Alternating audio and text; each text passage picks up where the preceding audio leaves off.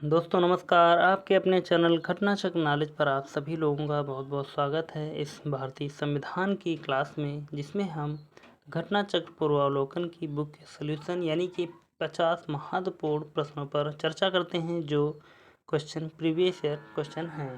तो यह क्लास आने वाले सभी परीक्षाओं के लिए बहुत ही महत्वपूर्ण साबित होगी। जो भी 2024 या 25 में एग्ज़ाम होंगे तो उन सभी के लिए यह बहुत ही महत्वपूर्ण है। और अभी तक जिसने भी पिछले क्लासों को नहीं देखा है वह चैनल पर जाकर इसकी प्लेलिस्ट बनी हुई वहाँ पर इन सभी क्लासों को एक साथ में देख सकते हैं। तो शुरुआत करेंगे। आज का टॉपिक है हमारा राज्य विधानमंडल और मंत्रि परिषद से संबंधित महत्वपूर्ण पिछले वर्षों में पूछे हुए प्रश्नों पर चर्चा करेंगे और आवश्यकता जिस प्रश्न की हुई वहाँ पर हम व्याख्या भी उसकी देखते हैं। तो आज हम 2 नंबर प्रश्न से स्टार्ट करेंगे और जो क्वेश्चन छोड़ेंगे तो उन क्वेश्चनों को छोड़कर हम आगे के क्वेश्चन कवर कर लेंगे। तो इसलिए 50 से ज़्यादा ही क्वेश्चन हम आपके लिए लेकर आए हैं। तो आज का प्रश्न है हमारा, भारत में राज्य विधान पालिकाओं का उच्च सदन कौन सा है? 4 ऑप्शन दिए गए हैं। ए विधान पालिका परिषद, बी विधान पालिका समिति, सी राज्यपाल का कार्यकाल, डी इनमें से कोई नहीं। 4 ऑप्शन दिए गए हैं। चारों ऑप्शनों में से इसका राइट आंसर देखें तो होगा हमारा ए विधान पालिका परिषद। अगला क्वेश्चन, राज्य विधान परिषद का प्रावधान भारतीय संविधान के किस अनुच्छेद में रखा गया है? ए अनुच्छेद 170, बी अनुच्छेद 171, सी अनुच्छेद 172, डी अनुच्छेद 173। इन चारों ऑप्शनों में से इसका राइट आंसर देखें हम तो हो जाएगा हमारा बी अनुच्छेद 173। अगला क्वेश्चन है हमारा,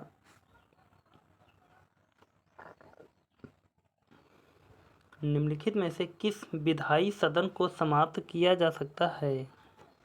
ए राज्यसभा, बी विधानसभा, सी लोकसभा, डी विधान परिषद। इन चारों ऑप्शनों में से इसका राइट आंसर देखें तो होगा हमारा डी विधान परिषद। अगला क्वेश्चन, और आप लोगों ने देखा होगा हमने 3 से 4 प्रश्न अभी तक किए हैं और इस क्लास को अंत तक देखें और देखें आप कि कितने सही होते हैं और कितने गलत। तो पेन कॉपी पर आप अपना एक जगह पर टिक लगाते भी जाएंगे तो आपको अंदाज़ा लगेगा कि कौन से प्रश्न हमने सही किए हैं और कौन से गलत और किन पर हमें अभी और तैयारी करनी चाहिए। अगला प्रश्न है हमारा, भारत के किसी राज्य में विधान परिषद का सृजन अथवा उसकी समाप्ति की जा सकती है? ए किसी राज्य के राज्यपाल की स्तुति पर राष्ट्रपति द्वारा, बी संसद द्वारा, सी राज्य विधानसभा के तत्संबंधी संकल्प पारित करने पर संसद द्वारा, डी मंत्रिपरिषद की स्तुति पर राज्य के राज्यपाल द्वारा। तो इन चारों ऑप्शनों में से इसका राइट आंसर देखें तो हो जाएगा हमारा सी राज्य विधानसभा के तत्संबंधी संकल्प पारित करने पर संसद द्वारा। अगला क्वेश्चन, भारतीय संविधान के निम्नलिखित में से किस अनुच्छेद के अंतर्गत विधानसभा को विधान परिषद का सृजन करने का प्रस्ताव पास करने की इजाज़त मिलती है? ए 168, बी 169, सी 170, डी 171। 4 ऑप्शन दिए गए हैं। चारों ऑप्शनों में से इसका राइट आंसर देखें तो हो जाएगा हमारा बी 169। अगला क्वेश्चन, भारतीय संविधान के निम्नलिखित अनुच्छेदों में से किस एक के अंतर्गत विधान परिषद की स्थापना या समाप्ति की व्यवस्था की गई है? ए अनुच्छेद 168, बी अनुच्छेद 169, सी अनुच्छेद 170, डी अनुच्छेद 171। 4 ऑप्शन दिए गए हैं। चारों ऑप्शनों में से यदि इसका राइट आंसर देखें यहाँ पर तो होगा हमारा बी अनुच्छेद 169। अगला क्वेश्चन है हमारा, राज्यों में विधान परिषद के सृजन हेतु संविधान के किस अनुच्छेद में वर्णित प्रक्रिया को अपनाया गया या अपनाया जाता है? क्या इसका राइट आंसर होगा? ए अनुच्छेद 368, बी अनुच्छेद 69, सी अनुच्छेद 269 डी, अनुच्छेद 169। इन चारों ऑप्शनों में से इसका राइट आंसर देखें यहाँ पर तो हो जाएगा हमारा डी, अनुच्छेद 169। अगला क्वेश्चन, राज्य विधान परिषद के उत्सादन के लिए राज्य विधानसभा द्वारा संविधान के अनुच्छेद 169 के अंतर्गत स्वीकृत संकल्प के बारे में निम्नलिखित में से कौन सा कथन सही है? ए, राज्यपाल पर बाध्यता अधिरोपित करता है कि वह संकल्प को राष्ट्रपति के विचार हेतु आरक्षित करे। बी, केंद्र सरकार पर कोई बाध्यता अधिरोपित नहीं कर सकता है कि वह संसद में विधि निर्माण हेतु कार्यवाही करे। सी, राज्यपाल पर कोई बाध्यता अधिरोपित नहीं करता है कि वह संकल्प को राष्ट्रपति के द्वारा विचार हेतु आरक्षित करे।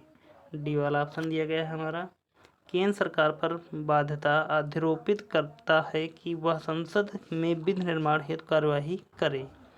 चारों ऑप्शनों में से इसका राइट आंसर यहाँ पर देखें तो हो जाएगा हमारा बी, केंद्र सरकार पर कोई बाध्यता अधिरोपित नहीं करता है कि वह संसद में विधि निर्माण हेतु कार्य करे। अगला क्वेश्चन है, विधान परिषद में मनोनीत सदस्यों की संख्या है कितनी है? ए, कुल सदस्य संख्या की 1/3। बी, कुल सदस्य संख्या की 1/4। सी, कुल सदस्य संख्या की 1/6। डी, उपरोक्त में से कोई नहीं। इन चारों ऑप्शन में से इसका राइट आंसर यहाँ पर हम देखें यदि तो हो जाएगा हमारा डी, उपरोक्त में से कोई नहीं। अगला क्वेश्चन दिया गया है, उत्तर प्रदेश की विधान परिषद में राज्यपाल द्वारा कितने सदस्यों को मनोनीत किया जाता है? ए, कुल सदस्यों का 1/10। बी, कुल सदस्यों का 1/8। सी, कुल सदस्यों का 1/7। डी, कुल सदस्यों का 1/6। चारों ऑप्शन दिए में से इनमें से हमको राइट आंसर पहचानना है कि कौन सा इसका राइट आंसर हो जाएगा। यहाँ होगा ए, कुल सदस्यों का 1/10। अगला क्वेश्चन, निम्नलिखित में से किसे भंग नहीं किया जा सकता है पर समाप्त किया जा सकता है? ए, लोकसभा। बी, राज्यसभा। सी, विधानसभा। डी, विधान परिषद। चारों ऑप्शनों में से इसका राइट आंसर देखें हम तो हो जाएगा हमारा डी, विधान परिषद।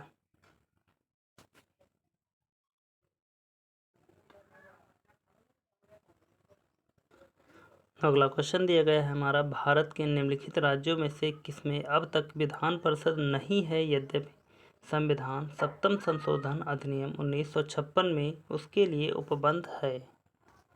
ए, महाराष्ट्र। बी, बिहार। सी, कर्नाटक। डी, मध्य प्रदेश। इन चारों ऑप्शनों में से इसका राइट आंसर देखें तो हो जाएगा हमारा डी, मध्य प्रदेश में। अगला क्वेश्चन दिया गया है हमारा, निम्नलिखित में से किस राज्य में विधायिका का दूसरा सदन नहीं है? ए, तमिलनाडु। बी, उत्तर प्रदेश। सी, कर्नाटक। डी, बिहार। सी, ई, महाराष्ट्र। इन चारों ऑप्शनों में से इसका राइट आंसर यहाँ पर देखें तो हो जाएगा हमारा ए, तमिलनाडु।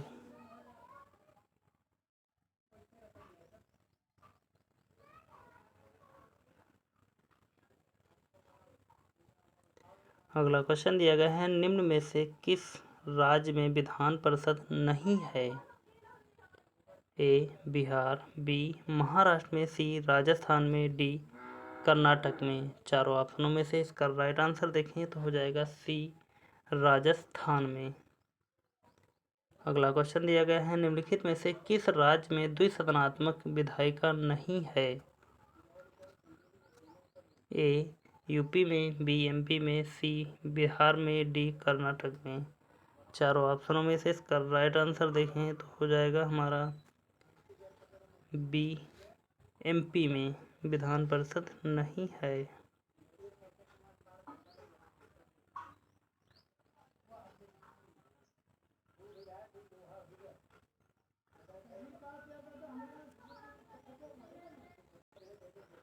अगला क्वेश्चन दिया गया है हमारा, निम्नलिखित राज्यों में कहाँ विधान परिषद है या है? ए केरल दिया गया है, 2 हिमाचल प्रदेश दिया गया है, 3 दिल्ली दिया गया है, नंबर 4 बिहार। तो कूट निम्नलिखित में से कूट के माध्यम से इसका उत्तर बताना है कि कम से कम यहाँ पर 2 स्थानों पर विधान परिषद है। तो वह कौन कौन से स्थान हो जाएंगे हमारे? तो यहाँ पर सिर्फ बिहार में है, तो बिहार में यदि है तो डी वाला ऑप्शन राइट हो जाएगा। 2 नहीं है, सिर्फ 1 में ही है। अगला क्वेश्चन दिया गया है, वर्ष 1956 में कितने पुनर्गठित राज्यों में द्विसदनातनी विधायिकाएं थी? ए 5, बी 10, सी 15, डी 18। इन चारों ऑप्शनों में से इसका राइट आंसर यहाँ पर देखिए तो हो जाएगा हमारा डी, सॉरी डी नहीं होगा, यहाँ पर डी वाले में गलत, तो 7 होगा। तो यह चारों ऑप्शन गलत हो जाएंगे और यहाँ पर हम देख लेंगे इसके सल्यूशन को।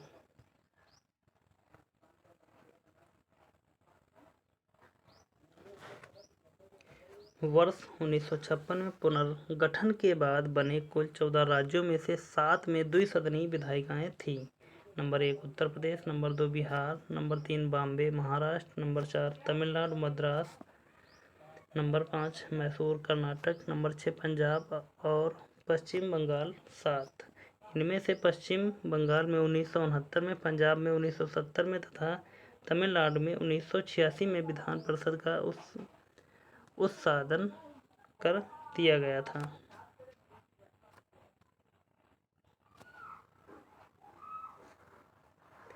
अगला क्वेश्चन है, भारतीय संविधान के अनुच्छेद 170 के अनुसार किसी राज्य की विधानसभा के सदस्यों की न्यूनतम तथा अधिकतम संख्या क्रमशः हो सकती है? ए 40 तथा 400, बी 50 तथा 450, सी 50 तथा 500, डी 60 तथा 500। इन चारों ऑप्शनों में से इसका राइट आंसर यहाँ पर हो जाएगा हमारा डी 60 तथा 500। अगला क्वेश्चन दिया गया है, निम्नलिखित में से कौन सा राज्य अनुच्छेद 170 के उस प्रावधान का अपवाद है जिसमें कहा गया है कि एक राज्य के विधानसभा के गठन में 60 से कम सदस्य नहीं होंगे? ए सिक्किम, बी जम्मू कश्मीर। यहाँ पर 2 ही ऑप्शनों में से इसका सही उत्तर का चुनाव करना है, तो ए वाला राइट आंसर हो जाएगा हमारा।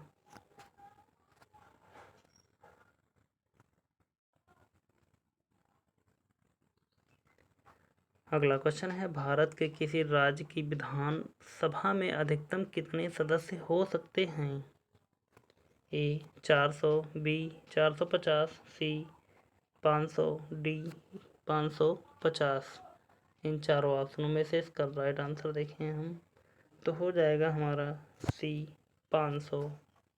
भारत के किसी राज्य की विधानसभा में अधिकतम कितने सदस्य हो सकते हैं? तो हो जाएगा हमारा 500।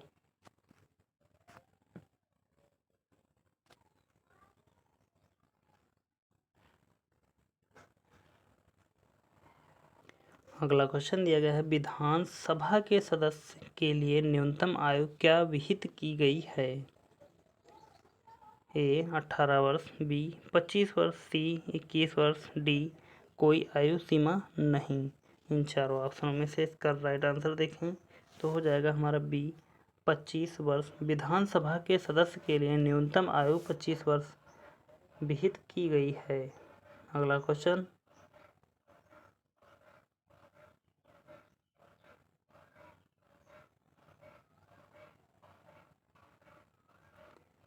दिया गया है, राज्य विधानसभाओं में आंग्ल भारतीय समुदाय के लिए प्रतिनिधित्व का प्रावधान भारत के संविधान के किस अनुच्छेद द्वारा किया गया है?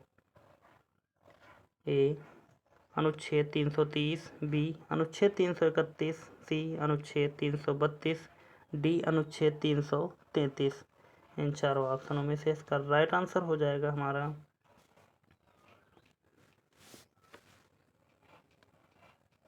इनमें से कोई नहीं, या 4 ऑप्शन जो दिए गए हैं इनमें से कोई नहीं होगा। तो देखते हैं यहाँ पर इसकी हम व्याख्या को, क्योंकि इनमें से गलत है ऑप्शन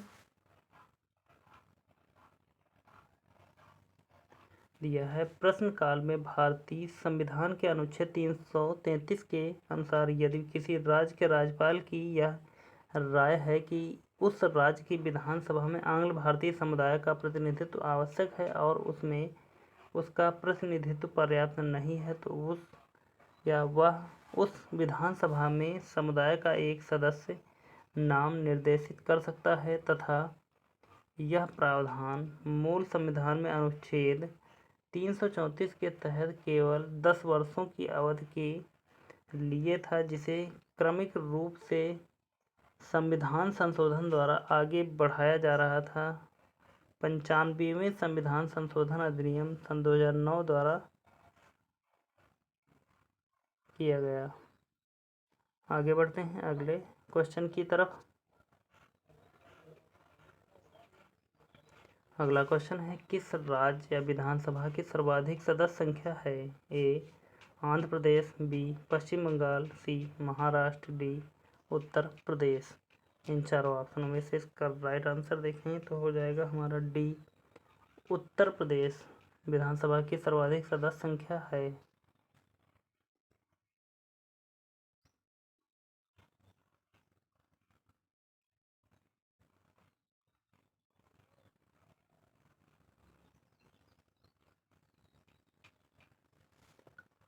अगला क्वेश्चन है हमारा, राज्य विधानसभा के निर्वाचन का संचालन करता है, कौन करता है? ए उच्च न्यायालय के मुख्य न्यायाधीश, बी राज्य निर्वाचन आयोग, सी भारत का निर्वाचन आयोग, डी राज्य के राज्यपाल। इन चारों ऑप्शनों में से इसका राइट आंसर हो जाएगा हमारा बी राज्य निर्वाचन आयोग। अगला क्वेश्चन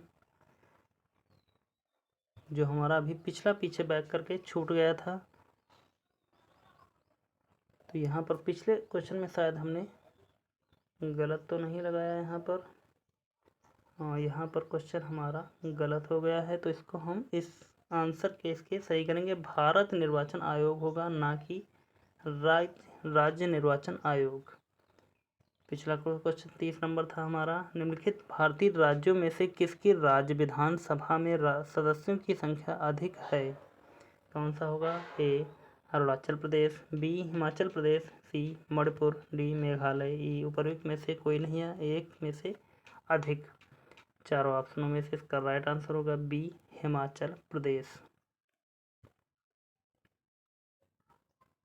अगला क्वेश्चन है, निम्नलिखित में से कौन एक राज्य के विधानमंडल की किसी सदस्य के निरर्हता से संबंधित किसी प्रश्न का विनिश्चय करने हेतु अंतिम सत्ता है? ए राज्यपाल, बी विधानसभा का अध्यक्ष, सी मुख्यमंत्री, डी उच्च न्यायालय। इन चारों ऑप्शनों में से इसका राइट आंसर हो जाएगा हमारा ए राज्यपाल। अगला क्वेश्चन दिया गया है हमारा, विधान परिषद के सदस्यों की निरर्हताओं से संबंधित प्रश्नों पर अंतिम निश्चय किसके द्वारा लिया जाता है?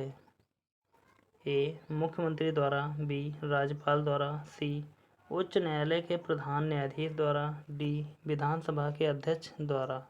इन चारों ऑप्शनों में से इसका राइट आंसर हो जाएगा हमारा बी राज्यपाल द्वारा।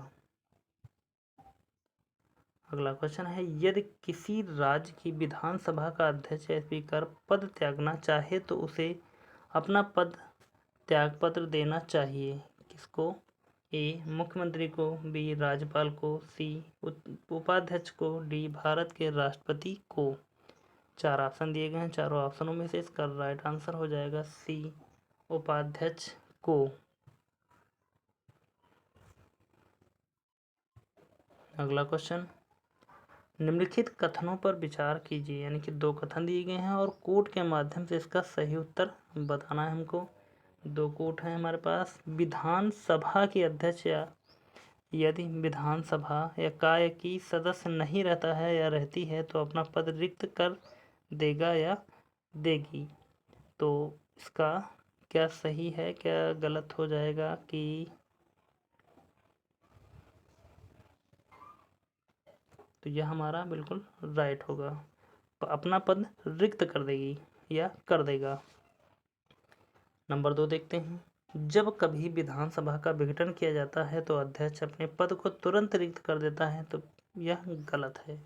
इस प्रकार केवल एक ए वाला हमारा राइट आंसर हो जाएगा। आगे बढ़ेंगे, अगला क्वेश्चन देखेंगे।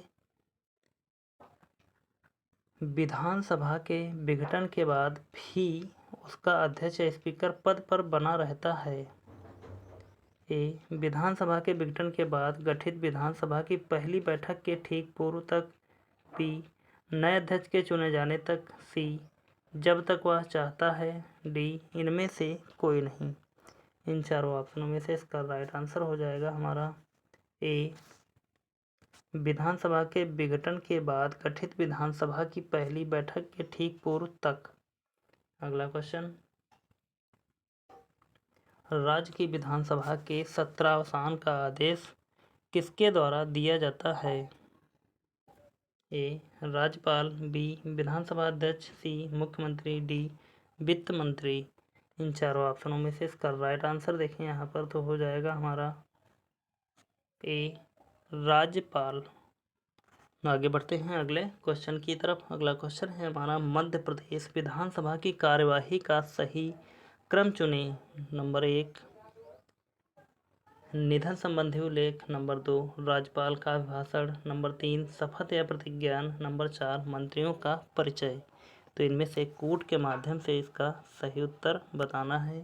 तो यहाँ पर कार्यवाही का सही क्रम चुनना है, तो सही क्रम हमारा सबसे पहले आ जाएगा शपथ।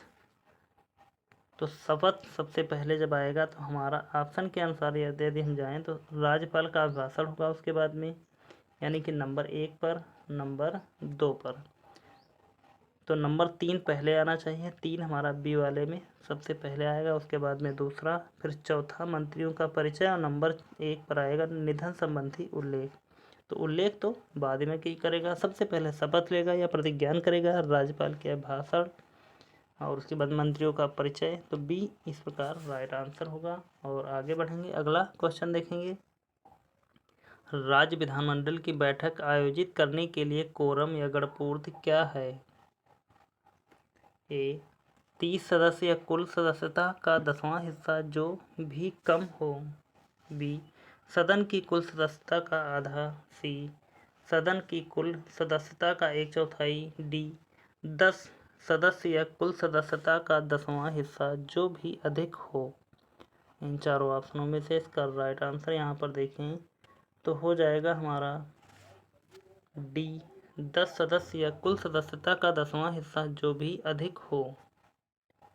अगला क्वेश्चन दिया गया है, राज्य विधानसभा की प्रक्रिया तथा कार्य संचालन संबंधी नियमों के अनुसार निम्नलिखित में से कौन से विभाग के प्राक्कलन या प्राक्कलन समिति का के नियंत्रणाधीन नहीं है। ए, सार्वजनिक निर्माण विभाग। बी, गृह विभाग। सी, शिक्षा विभाग। डी, वित्त विभाग। इन चारों ऑप्शनों में से इसका राइट आंसर देखें तो हो जाएगा हमारा बी, गृह विभाग। अगला क्वेश्चन, राज्य की संचित निधि का संचालन किया जाता है।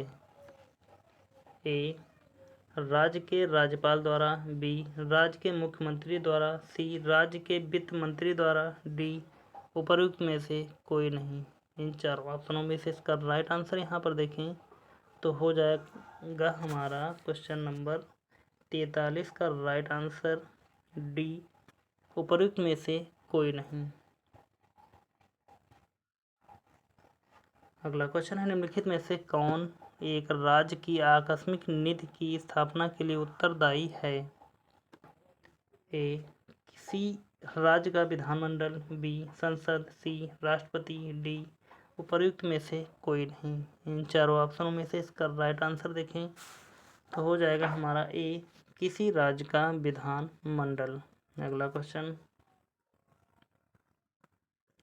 धन विधेयक के अतिरिक्त एक विधेयक जो विधानसभा ने प्रथम बार पारित कर दिया हो विधान परिषद में कितने माह तक पड़ा रह सकता है। ए, 1 माह से अधिक तक नहीं, बी 2 माह से अधिक तक नहीं, सी 3 माह से अधिक तक नहीं, डी उपर्युक्त में से कोई नहीं। इन चारों ऑप्शनों में से इसका राइट आंसर देखें तो सी वाला हो जाएगा, 3 माह से अधिक तक नहीं। अगला क्वेश्चन देखते हैं। अगला क्वेश्चन है हमारा, विधान परिषद किसी साधारण विधेयक को निम्नलिखित में से किस अवधि तक रोक सकती है? ए 3 माह, बी 4 माह, सी 6 माह, डी 14 दिन। इन चारों ऑप्शनों में से इसका राइट आंसर देखें तो हो जाएगा हमारा बी 4 माह तक। अगला क्वेश्चन, राज्य में धन विधेयक यानी कि मनी बिल प्रस्तुत किया जा सकता है? ए दोनों में से किसी भी सदन में, बी दोनों सदनों में परस्पर एक साथ, सी केवल विधानसभा में, डी केवल उच्च सदन में। आप इन चारों ऑप्शनों में से सही उत्तर बताएं क्या हो जाएगा। तो यहाँ पर हमको इस राज्य में धन विधेयक मनी बिल प्रस्तुत किया जा सकता है, तो इन चारों ऑप्शनों में से सी वाले आंसर की तरफ जाएंगे, केवल विधानसभा में। अगला क्वेश्चन है, यदि बजट विधानसभा में पुनः स्थापित होने के पूर्व खुल जाए तो क्या होगा?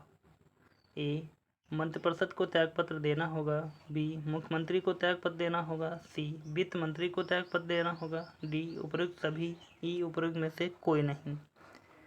इन चारों ऑप्शनों में से इसका राइट आंसर देखें तो हो जाएगा सी वित्त मंत्री को त्यागपत्र देना होगा। अगला क्वेश्चन, राज्य विधानसभा में कोई भी धन विधेयक पुनर्स्थापित नहीं किया जा सकता है बगैर संसद की इस स्तुति पर, भी राज्य के राज्यपाल की स्तुति के, सी भारत के राष्ट्रपति की स्तुति के, डी मंत्रियों की विशेष समिति की स्तुति से। इन चार ऑप्शनों में से इसका राइट आंसर देखें तो हो जाएगा बी राज्य के राज्यपाल के संस्तुति से या के। अगला क्वेश्चन है, भारत के संविधान के किस अनुच्छेद के अनुसार राज्य के राज्यपाल के द्वारा मुख्यमंत्री को नियुक्त किया जाता है? ए अनुच्छेद 163, बी अनुच्छेद 164, सी अनुच्छेद 165, डी अनुच्छेद 166। इन चारों ऑप्शनों में से इसका राइट आंसर हो जाएगा हमारा बी अनुच्छेद 164। अगला क्वेश्चन, किसी राज्य के मुख्यमंत्री से संबंधित निम्नलिखित कथनों में से कौन सा एक सही नहीं है?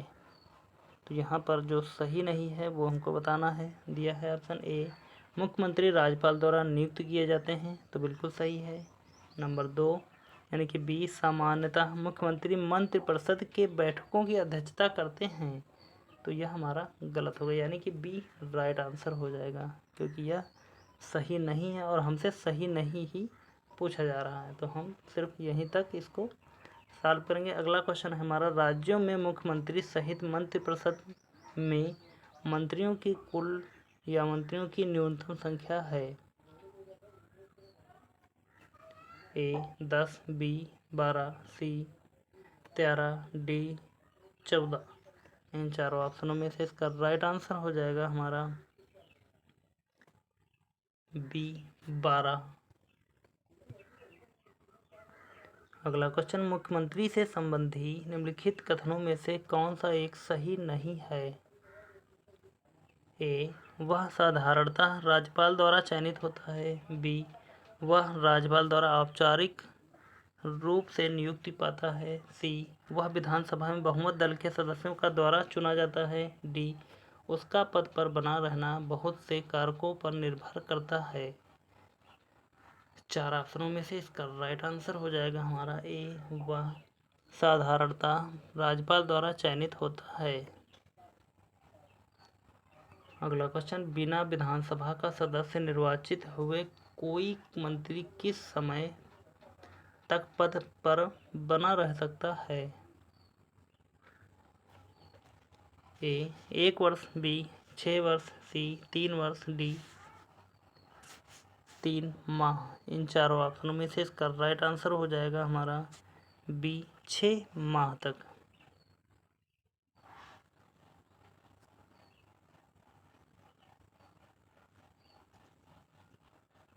अगला क्वेश्चन दिया गया है, राज्य सरकार के मंत्रियों के वेतन एवं भत्तों का निर्धारण किया जाता है। ए मुख्यमंत्री द्वारा, बी राज्यपाल द्वारा, सी मुख्य सचिव द्वारा, डी राज्य विधानसभा द्वारा। इन चारों ऑप्शनों में से इसका राइट आंसर हो जाएगा डी राज्य विधानसभा द्वारा। अगला क्वेश्चन है, संविधान का कौन सा अनुच्छेद मुख्यमंत्री के दायित्वों को परिभाषित करता है। चार ऑप्शन है, ए अनुच्छेद 162, बी 164, सी 165, डी 167। चारों ऑप्शनों में से इसका राइट आंसर देखा जाए तो हो जाएगा डी अनुच्छेद 167। संविधान के मुख्यमंत्री के दायित्वों को परिभाषित करता है। अगला क्वेश्चन है, जम्मू एवं कश्मीर के मुख्यमंत्री की कार्यावधि होती है। ए 4 वर्ष, बी 5 वर्ष, सी 6 वर्ष, डी 7 वर्ष। इन चारों ऑप्शनों में से इसका राइट आंसर हो जाएगा हमारा बी 5 वर्ष।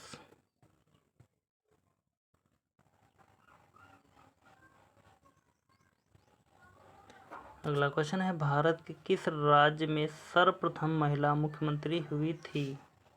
ए उत्तर प्रदेश, बी बिहार, सी तमिलनाडु, डी दिल्ली। इन चारों ऑप्शनों में से इसका राइट आंसर देखें तो हो जाएगा हमारा ए उत्तर प्रदेश। भारत के किस राज्य में सर्वप्रथम महिला मुख्यमंत्री हुई थी तो हो जाएगा उत्तर प्रदेश। आगे बढ़ते हैं, अगला क्वेश्चन देखते हैं, भारत की पहली महिला मुख्यमंत्री बनी तो कौन मुख्यमंत्री बनी। ए इंदिरा गांधी, बी सुचेता कृपलानी, सी सरोजिनी नायडू, डी जयललिता।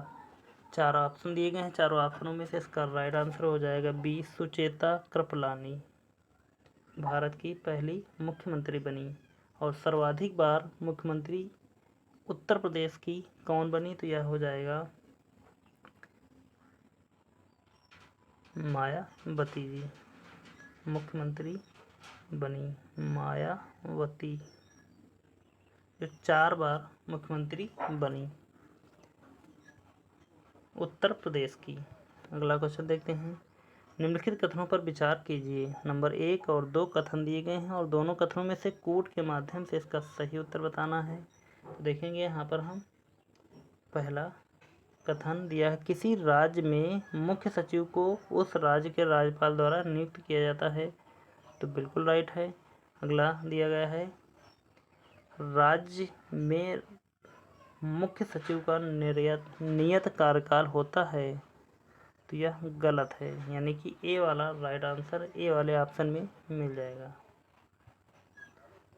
अगला क्वेश्चन है, राज्य सचिवालय के प्रशासन में मंत्रिमंडल को जाने वाली सभी नस्तियाँ किसके माध्यम से भेजी जानी आवश्यक हैं।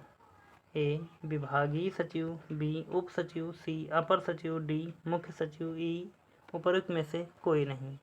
चारों ऑप्शनों में से इसका राइट आंसर हो जाएगा हमारा डी मुख्य सचिव। अगला क्वेश्चन, निम्नलिखित में से किस एक ने मुसलमानों के लिए नौकरी तथा शिक्षा में प्रवेश हेतु आरक्षण प्रस्तावित किया। ए आंध्र प्रदेश, बी उत्तर प्रदेश, सी बिहार, डी कर्नाटक। इन चारों ऑप्शनों में से इसका राइट आंसर हो जाएगा हमारा ए आंध्र प्रदेश।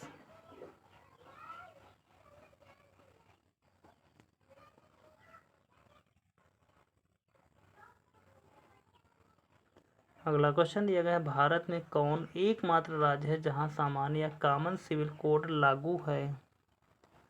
ए जम्मू एवं कश्मीर, बी मिजोरम, सी नागालैंड, डी गोवा। तो सामान्य सिविल कोड जहां पर लागू है वह हो जाएगा हमारा गोवा। तो यहाँ पर आज के हमने 50 से 60 महत्वपूर्ण प्रश्नों पर चर्चा की। उम्मीद करता हूँ कि आप सभी लोगों ने शुरू से अंत लेकर अंत तक इस क्लास को देखा होगा। और आपको यह क्लास कैसे लगी आप हमें कमेंट में कमेंट करके ज़रूर बताएं। और चैनल को अभी तक सब्सक्राइब नहीं किया तो प्लीज़ चैनल को सब्सक्राइब करें और इस क्लास को ज़्यादा से ज़्यादा शेयर करें और लाइक करें। और अभी तक पिछली क्लासों को यदि नहीं देखी हैं तो आप चैनल पर जाकर इन सभी क्लासों को आप प्लेलिस्ट के माध्यम से देख सकते हैं। तो मिलते हैं फिर अगली क्लास में, तब तक के लिए धन्यवाद। जय हिंद। आपका समय शुभ हो।